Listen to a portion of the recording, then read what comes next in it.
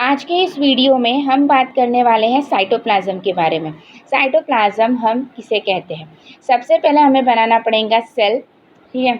ये सेल है और सेल के अंदर जो रहता है वो रहता है सबसे पहले न्यूक्लियस, ठीक है। ये है न्यूक्लियस। न्यूक्लियस के बाद में फिर रहेंगे हमारे कुछ ऑर्गेनल्स, जैसे कि है Golgi apparatus. Golgi apparatus present रहता है, ओके। नेक्स्ट क्या क्या प्रेजेंट रहता है? Mitochondria, mitochondria. नेक्स्ट है एंडोप्लाज्मिक रेटिक्यूलम, ओके। तो मैं कुछ ही ऑर्गेनल्स ले रही हूँ, मैं सारे ऑर्गेनल्स यहाँ पे नहीं बना रही हूँ, तो मैंने कुछ ही ऑर्गेनल्स यहाँ पर लिए हैं। और जो लास्ट है वो है लाइसोसोम्स, ओके। लास्ट क्या है? लाइसोसोम्स। तो ऐसे बस कुछ ही ऑर्गेनल्स मैं बना रही हूँ, मैंने पूरे ऑर्गेनल्स नहीं बनाए। इन्हें हम कहेंगे ऑर्गेनल्स। क्या कहेंगे? ऑर्गेनल्स। तो साइटोप्लाज्म हम एक्चुअली में कहते हैं, किसे कहते हैं? साइटोजोल और ऑर्गेनल्स। साइटोजोल और ऑर्गेनल्स को मिलाकर बनता है साइटोप्लाज्म।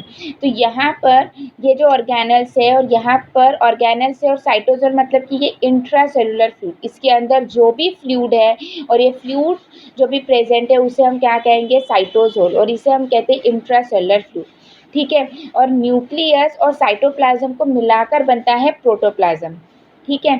तो ये सब चीज़ें हैं। तो अभी मैं यहाँ पर क्या करने वाली हूँ कि ये जितने भी ऑर्गेनल्स है ये सभी को रिमूव कर दूंगी। अगर मैंने यहाँ पर सभी को रिमूव कर दिया तो सिर्फ क्या बचेगा? साइटोजोल बचेगा, मतलब इंट्रासेलुलर फ्लूइड। और आज की इस वीडियो में हमें सिर्फ साइटोजोल के बारे में ही पढ़ना है, ठीक है। हम बाद में ऑर्गेनल्स के बारे में एक एक करके देखेंगे। तो सबसे पहले साइटोप्लाज्म में साइटोजोल का अमाउंट कितना रहता है? उसका टोटल वॉल्यूम 55% है, मतलब कि साइटोजोल का टोटल वॉल्यूम 55% है, ठीक है, साइटोप्लाज्म में। और उसमें से जो 70 से लेकर 90% रहता है वो तो वाटर ही प्रेजेंट है। 70 से लेकर 90% वाटर है, और फिर जो बाकी का बचा हुआ रहेगा, मतलब कि कुछ डिजॉल्व और कुछ सस्पेंडेड पार्टिकल्स रहेंगे, कुछ मॉलिक्यूल्स रहेंगे जो इसमें प्रेजेंट है, ठीक है। तो 70 से 90% वाटर और कुछ सस्पेंडेड और डिजॉल्व पार्टिकल्स प्रेजेंट है। जैसे कि एग्जाम्पल में हम बात करते हैं, जैसे कि है ATP, ठीक है। दूसरा है हमारे पास में दूसरा अमाइनो एसिड है। उसके बाद में यहाँ पर लिपिड है, लिपिड प्रेजेंट रहते हैं। ग्लूकोज भी प्रेजेंट है, ठीक है। ये सब कुछ साइटोजोल में ही प्रेजेंट रहता है, यानी फ्लूइड में। और कुछ वेस्ट प्रोडक्ट्स रहेंगे, वेस्ट मटेरियल या फिर वेस्ट प्रोडक्ट, ये जितने भी चीज़ें हैं ये सब कुछ साइटोजोल में ही प्रेजेंट रहती है।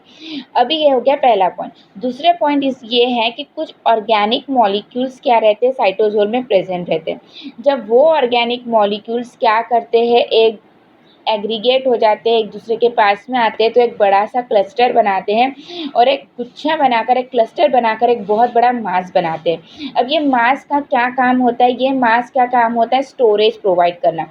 जैसे एग्जाम्पल में हम बात करेंगे, एग्जाम्पल है लिपिड ड्रॉपलेट्स। इस लिपिड ड्रॉपलेट्स ये बहुत बड़ा मास है, और इसके अंदर क्या रहता है? इसके अंदर रहता है ट्राइग्लिसराइड्स।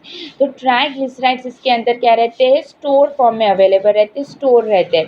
दूसरा एग्जाम्पल हमारे पास में है, दूसरा एग्जाम्पल क्या है? दूसरा एग्जाम्पल है क्लस्टर्स ऑफ ग्लाइकोजन, ठीक है। क्लस्टर्स ऑफ ग्लाइकोजन ये बहुत बड़ा मास है, और इस मास के अंदर, इसके अंदर क्या रहते हैं? ग्लाइकोजन के ग्रैन्यूल्स प्रेजेंट रहते हैं। किसके ग्रैन्यूल्स प्रेजेंट रहते हैं? ग्लाइकोजन के ग्रैन्यूल्स इसके अंदर प्रेजेंट रहते हैं। तो ये हो गया है सेकेंड पॉइंट।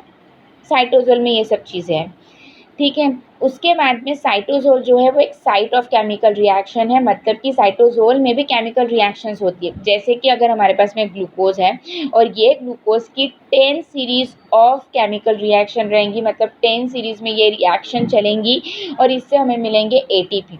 वो भी कितने ATP? 2 ATP। तो ग्लूकोज से हमें 2 ATP जो मिल रहे हैं, ये पूरी जो पाथवे रहती है, इस पाथवे को हम कहते हैं ग्लाइकोलाइसिस पाथवे। और ये ग्लाइकोलाइसिस पाथवे होती है बहुत सारे एंजाइम्स के प्रेजेंस में। तो ये जो भी रिएक्शन है ये किसके प्रेजेंस, ये कहाँ पर होती है? साइटोजोल में ही होती है। आई होप आपको वीडियो समझा होगा।